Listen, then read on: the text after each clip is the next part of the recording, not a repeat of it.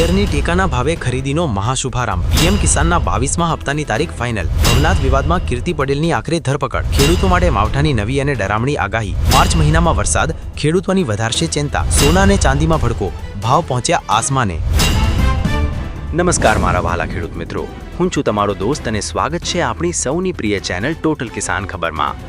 મિત્રો, અત્યારે સમય એવો ચાલી રહ્યો છે કે ક્યાંક ખુશીનો માહોલ છે તો ક્યાંક કુદરતનો પ્રકોપ મંડરાઈ રહ્યો છે। એક બાજુ સરકાર ખેડૂતોના ખાતામાં પૈસા નાખવા જઈ રહી છે અને ટેકાના ભાવે ખરીદી શરૂ કરી રહી છે, તો બીજી બાજુ આકાશમાંથી ફરી એકવાર આફત વરસવાની તૈયારીઓ દેખાઈ રહી છે। અમારું કામ માત્ર સમાચાર આપવાનું નથી, પણ તમને સાચી અને સચોટ માહિતી આપીને સમયસર જગાડવાનું છે, જેથી તમે નુકસાનીથી બચી શકો। એટલે મારી તમને બે હાથ જોડીને નમ્ર વિનંતી છે કે વિડીયોને જરા પણ સ્કીપ ન કરતા તમારો કિંમતી સમય કાઢીને પૂરો વિડીયો જોજો, કારણ કે આમાં આપેલી એક માહિતી તમારા ઊભા પાક અને તમારા ખિસ્સા બંનેને બચાવી શકે તેમ છે। જો તમે ચેનલ પર નવા હોવ તો અત્યારે જ નીચે આપેલું લાલ કે કાળું સબસ્ક્રાઇબ બટન દબાવી દો અને બાજુનો બેલ આઇકન દબાવી દો, જેથી આવનારા તમામ અગત્યના સમાચાર સીધા તમારા ફોનમાં મળતા રહે। ચાલો આજના મહત્વના સમાચાર શરૂ કરીએ। સૌથી પહેલા વાત કરીએ એવા સમાચારની જે સાંભળીને ખેડૂતોના ચહેરા પર ચોક્કસથી સ્મિત આવી જશે। ખેડૂત મિત્રો, તમે રાત દિવસ એક કરીને જે પરસેવો પાડ્યો છે તે મહેનતનું સાચું વળતર મળવાનો સમય હવે આવી ગયો છે। 23 ફેબ્રુઆરી 2026થી આખા ગુજરાતમાં તુવેરની ટેકાના ભાવે એટલે કે MSP પર સરકારી ખરીદીનો શાનદાર પ્રારંભ થવા જઈ રહ્યો છે। ખુલ્લા બજારમાં વેપારીઓ દ્વારા થતા શોષણથી બચવા માટે સરકારનો આ નિર્ણય ખૂબ જ મહત્વનો છે। આપણા રાજ્યના કૃષિમંત્રી જીતુ વાઘાણી સાહેબે સત્તાવાર જાહેરાત કરી દીધી છે કે આ વખતે સરકારે તુવેરનો ટેકાનો ભાવ 8,000 રૂપિયા પ્રતિ ક્વિન્ટલ નક્કી કર્યો છે। સાદી ભાષામાં કહું તો એક મણના સીધા 1,600 રૂપિયા। અત્યારે માર્કેટ યાર્ડમાં ભાવ ભલે ગમે તે ચાલતો હોય, પણ જો તમે સરકારી કેન્દ્ર પર માલ આપશો તો સરકાર તમને આ પૂરેપૂરો ભાવ ચૂકવશે। આ કામગીરી વિના વિઘ્ને પાર પડે તે માટે આખા રાજ્યભરમાં 130 જેટલા ખરીદ કેન્દ્રો ધમધમતા કરી દેવામાં આવ્યા છે। અને તમને જાણીને આનંદ થશે કે અત્યાર સુધીમાં 1,33,000થી વધુ ખેડૂત ભાઈઓએ તો ઓનલાઈન નોંધણી પણ કરાવી લીધી છે। તો મિત્રો, જો તમે પણ તુવેર વાવી છે અને રજિસ્ટ્રેશન કરાવ્યું છે તો હવે બિલકુલ રાહ ન જુઓ। તમારો તૈયાર અને સૂકો માલ વ્યવસ્થિત રીતે ભરીને નજીકના ખરીદ કેન્દ્ર પર પહોંચવા માંડો। આ સીધી અને સારી કમાણી કરવાની સુવર્ણ તક છે, તેને હાથમાંથી જવા ન દેતા। હવે વાત કરીએ એ સમાચારની જેની રાજ્યના લાખો ખેડૂતો કાગડોળે રાહ જોઈ રહ્યા છે। પીએમ કિસાન સન્માન નિધિ યોજનાનો 22મો હપ્તો। હા મિત્રો, કેન્દ્ર સરકારે ખેડૂતોના ખાતામાં પૈસા જમા કરવાની તમામ તૈયારીઓ પૂરી કરી લીધી છે। દિલ્હીથી મળતા અહેવાલો મુજબ આગામી 25થી 29 ફેબ્રુઆરીની વચ્ચે ગમે ત્યારે તમારા બેંક ખાતામાં સીધા 2,000 રૂપિયા જમા થઈ જશે। તમને યાદ જ હશે કે અગાઉનો 21મો હપ્તો ગયા વર્ષે નવેમ્બર મહિનામાં આવ્યો હતો। આ પૈસાથી ખેડૂતોને ખાતર, બિયારણ કે દવા લાવવામાં બહુ મોટી રાહત મળે છે। પણ મિત્રો, અહીં એક વાતનું ખાસ અને ગંભીરતાથી ધ્યાન રાખજો। સરકાર હવે DBT એટલે કે ડાયરેક્ટ બેનિફિટ ટ્રાન્સફર સિસ્ટમથી જ પૈસા નાખે છે। જો કોઈ ખેડૂત ભાઈનું KYC બાકી હોય અથવા તો તમારું આધાર કાર્ડ તમારા બેંક ખાતા સાથે લિંક ન હોય તો આ હપ્તો અટવાઈ શકે છે। પાછળથી સરકારી કચેરીઓના ધક્કા ખાવા પડે અને સમય બગડે એના કરતાં આજે જ PM કિસાનની સત્તાવાર વેબસાઇટ પર જઈને તમારું સ્ટેટસ ચેક કરી લો। જો કંઈ ખૂટતું હોય તો ગામના VC મિત્ર પાસે જઈને તાત્કાલિક અપડેટ કરાવી લેજો, જેથી 25 તારીખે સીધો મોબાઈલમાં મેસેજ જ આવી જાય। ચાલો મિત્રો, ખુશીના સમાચારની વાત થઈ ગઈ, પણ હવે જે વાત હું કરવા જઈ રહ્યો છું તે જરા ગંભીર અને ચિંતાજનક છે। ખેડૂતો માટે ફરી એકવાર આકાશમાંથી કાળો કહેર મંડરાઈ રહ્યો છે। હવામાન વિભાગે દક્ષિણ અને મધ્ય ગુજરાત માટે માવઠાની એટલે કે કમોસમી વરસાદની ડરામણી ચેતવણી આપી છે।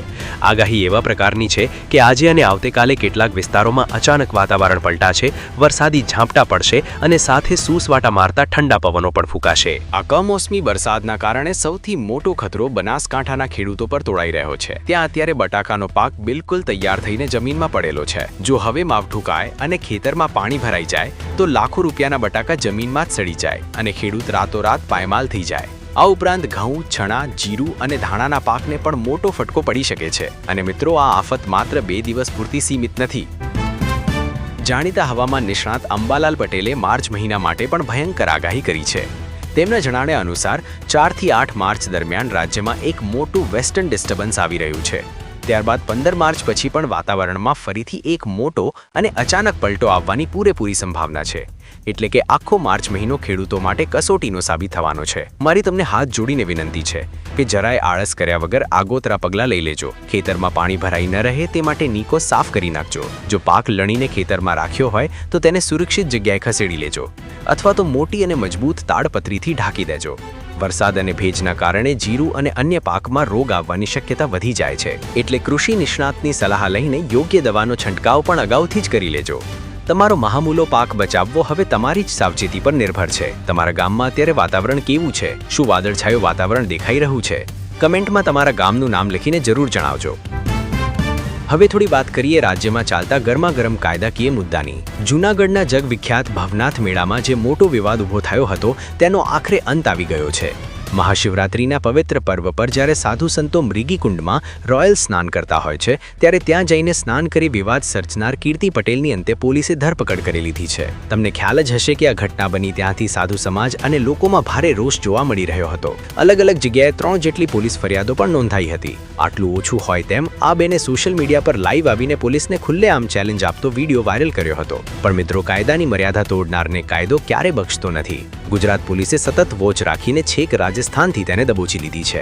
અત્યારે તો સ્થિતિ સંવેદનશીલ હોવાથી પોલીસે તેને મીડિયાથી દૂર એકદમ ગુપ્ત જગ્યાએ રાખી છે. જિલ્લા પોલીસ આ સમગ્ર ઘટનાક્રમ અને આગળ શું કાનૂની કાર્યવાહી થશે તેના પર આજે એક પ્રેસ કોન્ફરન્સ કરીને બધો જ ખુલાસો કરવાની છે. આ ઘટના એક દાખલો બેસાડે છે કે ધાર્મિક પરંપરાઓ અને કાયદા સાથે રમત કરવી કેટલી ભારે પડી શકે છે.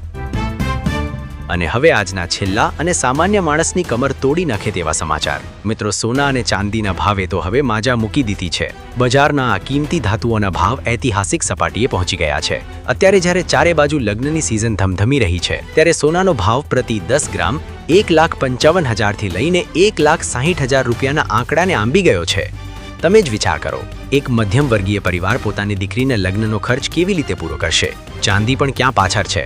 તેનો ભાવ પણ 2,60,000થી 2,70,000 રૂપિયા પ્રતિ કિલોએ પહોંચી ગયો છે. આ કમરતોડ મોંઘવારીના કારણે બજારનું આખું ચિત્ર બદલાઈ ગયું છે. હવે લોકો ભારે અને મોટા દાગીના બનાવવાને બદલે વજનમાં એકદમ હળવી હોય તેવી જ્વેલરી ખરીદવાનું પસંદ કરી રહ્યા છે. ઘણા લોકો તો પોતાના જૂના દાગીના એક્સચેન્જ કરીને જ કામ ચલાવી રહ્યા છે. જો તમે પણ ઘરમાં કોઈ પ્રસંગ માટે સોનું લેવાનું વિચારતા હોવ તો બજારની આ ગરમી જોઈને જ સમજી વિચારીને નિર્ણય લેજો.